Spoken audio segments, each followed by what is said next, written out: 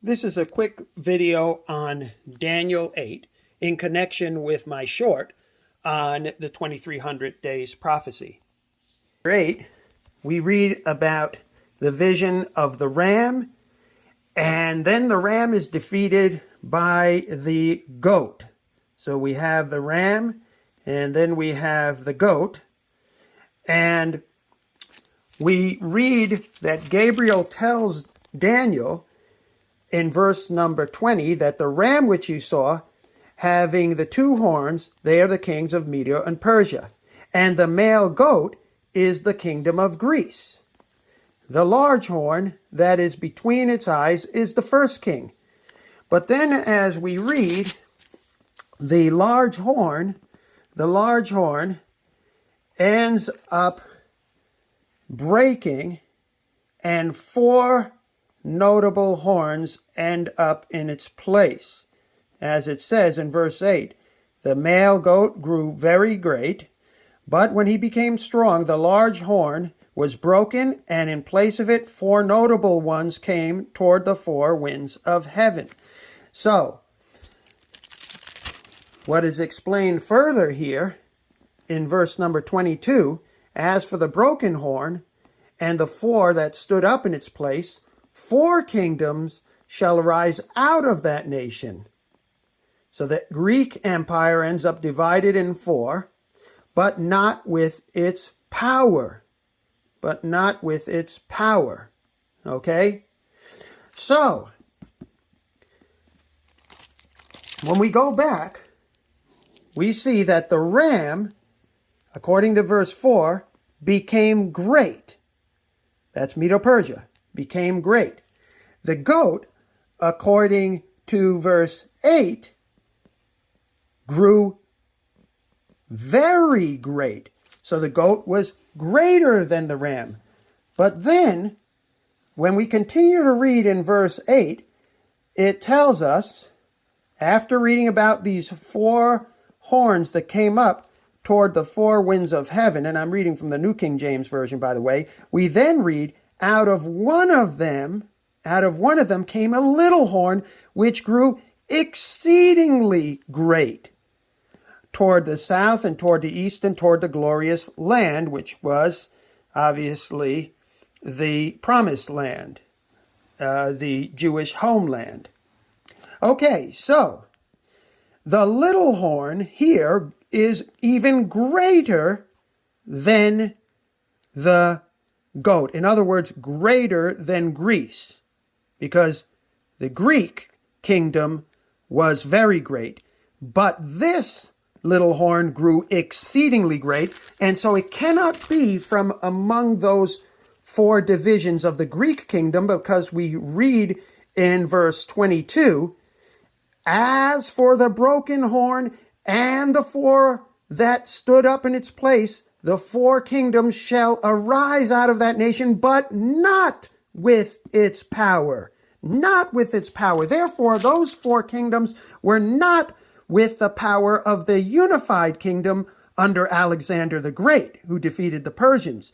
This little horn then must be Rome, the next kingdom, the kingdom of the New Testament. And some people understand that that little horn must have come out from one of those four horns. But according to the scholar Jacques Toucan, in his book, Secrets of Daniel. Now, just a little bit about Jacques Toucan.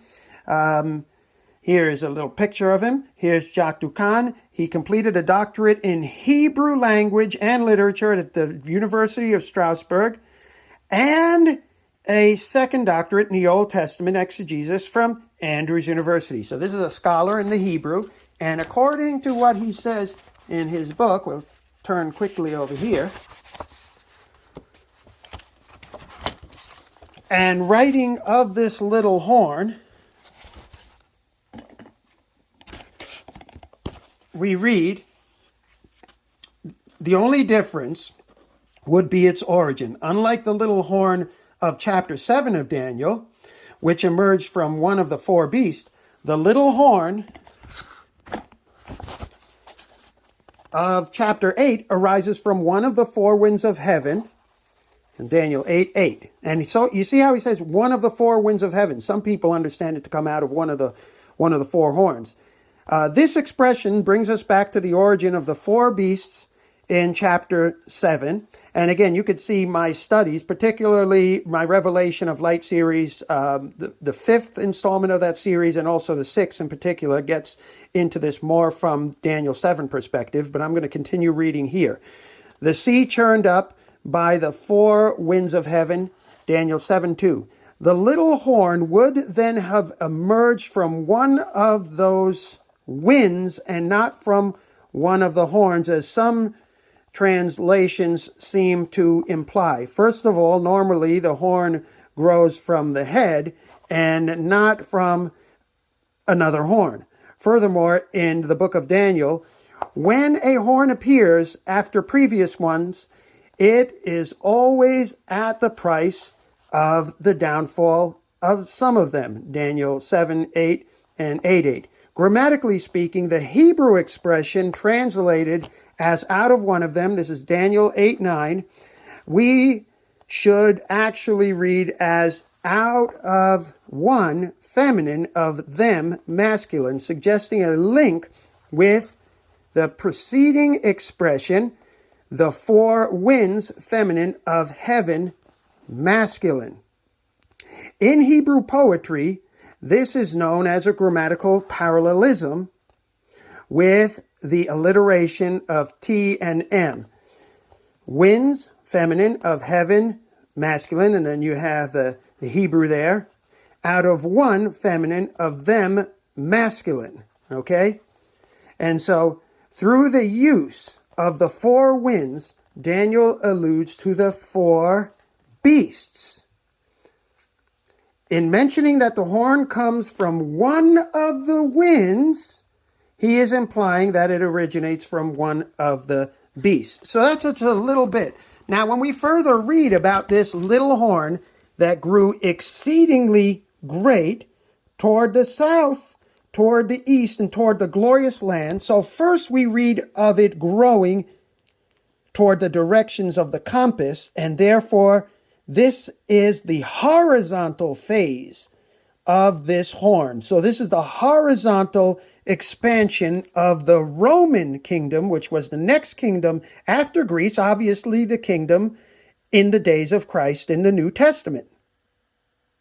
But then we read of a vertical conquest, and it grew up toward the host of heaven, and it cast some of them down. It cast down some of the host and some of the stars to the ground and trampled on them. He even exalted himself as high as the prince of the host. And you could read more on the meaning of this you could watch my videos of Revelation of Light, particularly Revelation of Light, like I said, 5, 6, and 7, and 8, to see more on this spiritual conquest of this Roman horn. But from what we're seeing here, we're seeing two phases of Rome.